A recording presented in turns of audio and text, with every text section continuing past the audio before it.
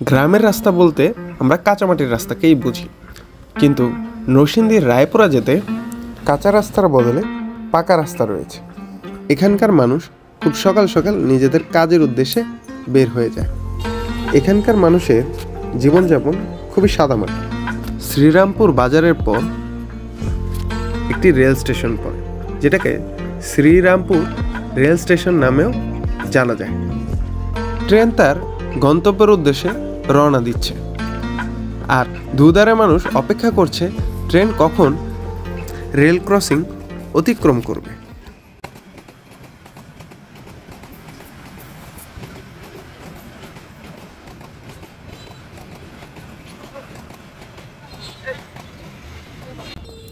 Train পার হওয়ার পর মানুষের একটা হুড়োহুড়ি লেগে যায়, যেখানে কেউ কাউকে ছাড় দিতে নারাজ। সবাই সবার আগে নিজের গন্তব্যে যাওয়ার জন্য প্রস্তুত হয়, কিন্তু দেখা যায় সবাই এক যানজট নামের বেড়াজালে আবদ্ধ হয়ে যায়।